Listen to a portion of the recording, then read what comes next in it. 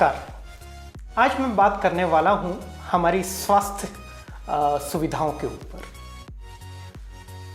अभी हाल ही में जो कोरोना आउटब्रेक हुआ है, कोविड-19 कह लीजिए, कोरोना कह लीजिए, इसने हमारी स्वास्थ्य सुविधाओं को एकदम उजागर कर दिया है।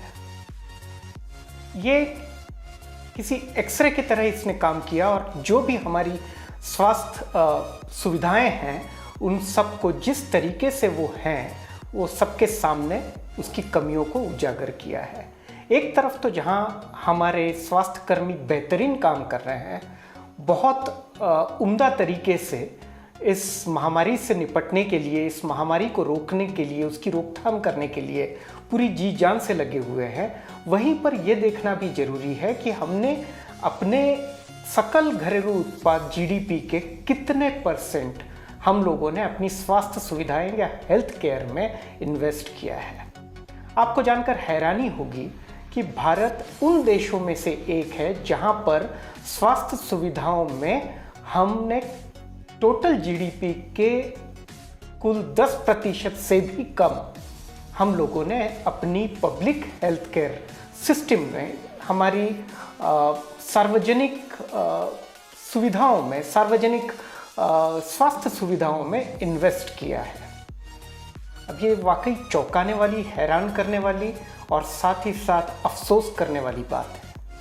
मैं जानता हूँ कि कोई ये कहेगा कि इसमें किसी और पक्ष का कोई और मंत्री कुछ और कह रहा है, कोई किसी और पक्ष का जो योगदान रहा है वो कम रहा है, अभी उसमें बढ़ा है। ये सारी बातें मैं किसी राजनीतिक परिप्रेक्ष्य से नहीं कर रहा हूँ, बल्कि मैं ये बताने की कोशिश कर रहा हूँ कि हम अपनी सार्वजनिक स्वास्थ्य सुविधाओं को लेकर कितने गंभीर हैं। आज भारत में एक तरफ जहाँ पर हम वैक्सीन विकसित करने की कोशिश कर रहे हैं, एक तरफ हमारे बेहतरीन दिमाग, डॉक्टर्स, हेल्थ केयर वर्कर्स सारे जी जान से इस कोशिश में लगे हुए हैं, वहीं पर सरकारों की तरफ से जितना इन स्वास्थ्य सुविधाओं में निवेश होना चाहिए वो उतना शायद नहीं हुआ है। क्या कारण है कि ऑल इंडिया मेडिकल साइंस के बाद शायद ही कोई ऐसा बेहतरीन संस्थान यहाँ पर बना है। ICMR, NIV ये अपने तरीके से रिसर्च का काम कर रहे हैं, लेकिन जहाँ पर एक आम आदमी हमेशा एक सार्वजनिक दवाखाने में या सार्वजनिक स्वास्थ्य सुविधा केंद्र में जाता है, तो क्या उसको ठीक तरीके से ट्रीटमेंट मिल पाती है? क्या वहाँ पर जितने डॉक्टर्स होने चाहिए उतनी संख्या में डॉक्टर्स उपलब्ध हैं? क्या वहाँ पर वो मशीनें, वेंटिलेटर्स, ऑक्सीजन सिलेंडर्स, ये सारी चीज़ें मौजूद हैं? आपको जानकर हैरानी होगी कि टोटल के कुछ 12 या 15% गवर्नमेंट हॉस्पिटल्स में ये सारी सुविधाएं मौजूद है। बाकी जो primary health centres, rural health centres हैं, वहाँ पर ये सुविधाएं ना के बराबर हैं। दोस्तों, समय आ गया है कि हम इस तरह से दबाव बनाएं ताकि सारी सरकारों का, आने वाले लोगों का, आने वाले जनप्रतिनिधियों का ध्यान इस तरफ आकर्षित हो। लेकिन हम करते क्या हैं? हम भावनिक मुद्दों में उलझे रहते हैं। हम कभी किसी एक दल का समर्थन करते हैं, किसी एक नेता का समर्थन करते हैं, लेकिन बुनियादी मुद्दों के ऊपर जितना ध्यान देना चाहिए या जिस तरीके से लोगों को कटघरे में खड़े करके सवाल पूछने चाहिए वो हम नहीं पूछते।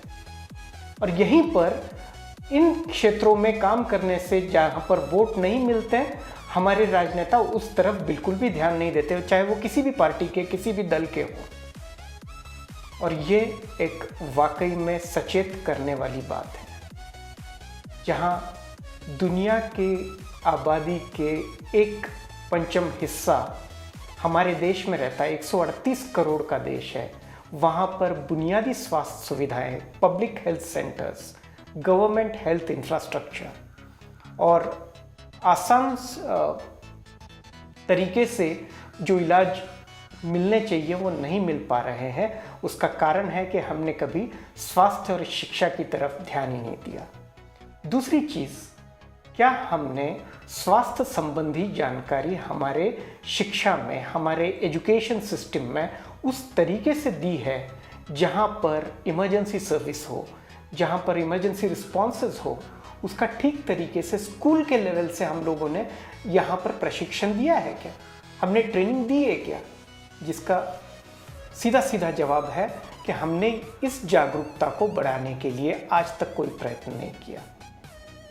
मैं ये जरूर कहना चाहूँगा कि कोविड-19 के समय सारे स्वास्थ्यकर्मी, सारी सरकारें, राज्य सरकारें, म्यूनसिपैलिटीज़, केंद्र सरकार, इन्होंने बेहतरीन काम किया है। जहाँ पर एक तरफ कुछ राज्य हैं जिन्होंने पब्लिक हेल्थ केयर में काफ़ी ज़्यादा इन्वेस्ट किया है, केरल हो, पंजाब हो, हिमाचल हो, यहाँ पर दिल्ली हो, इन राज्यों ने आगे बढ़कर स्वास्थ्य सुविधाओं की तरफ ध्यान देने की कोशिश की है और उसके अच्छे रिजल्ट्स, उसके अच्छे परिणाम भी दिखे हैं। लेकिन अब समय आ गया है कि हम अपने जनप्रतिनिधियों से ये सवाल पूछें कि उनका इसके लिए रोड मैप क्या है, उनका प्लान क्या है।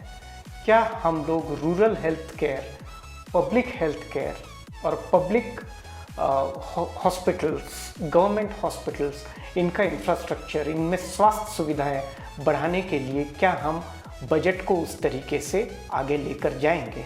वरना ये सारी बातें ही रहेंगी और हर वक्त इस तरीके की कोई भी बड़ी बीमारी हो, हम अचानक से नी जर्क रिएक्शन में आएंगे, ना कि उन बुनियादी सुविधाओं और बुनियादी ढांचे पर कभी हम काम करेंगे।